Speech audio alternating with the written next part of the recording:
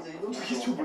Oui, Yann, Alain Finkielkraut a donné une interview dans le Figaro récemment où il disait qu'aujourd'hui, finalement, la réflexion ne passait plus par la littérature, par le littéraire, mais exclusivement par le scientifique, et que finalement la connexion entre la culture et la littérature était morte, et qu'aujourd'hui on avait accès directement à la culture par la science. Jean-Michel Blanquer. Est-ce que vous êtes d'accord avec cette thèse? Est-ce qu'il y a une contradiction dans le fait qu'aujourd'hui on apprend à lire sur un écran? Est-ce que l'idée d'apprendre à lire sur un écran ne recoupe pas la réflexion d'Alain Finkielkraut?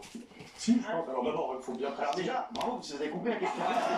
Déjà, alors moi, tu sais, Les spectateurs aussi, vous étiez le seul, Cyril. oui, c'est vrai, non, Raymond. Fayot. Non, pas du tout, Je reformule la question dans ma réponse. Si Alain Finkielkraut dit ça, c'est pour évidemment le déplorer, c'est-à-dire pour dire qu'on perd de la complexité dans notre analyse des choses parce qu'on ne lit plus assez les romans, parce qu'on ne lit plus assez pénétré de littérature. Et les supports, on change aussi, c'est-à-dire qu'on perd le papier au profit du numérique.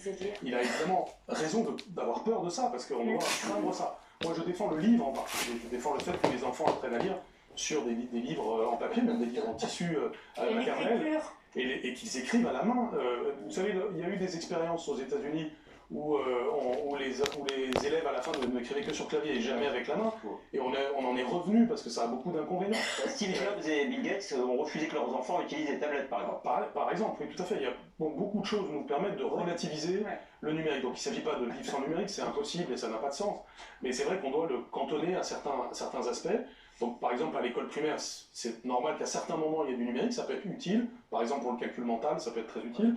Mais pour la lecture, recommandons les livres en papier, bien sûr. Dernière question. Oui, Cyril disait tout à l'heure, vous avez eu quelques réticences à l'idée de venir à l'émission. Qu'est-ce qui a fait que vous avez accepté finalement de venir en PPF? Parce que je l'ai trouvé sympathique. Voilà. L'échange, ouais. Et oui, parce qu'il Bonne question. il est venu me voir après le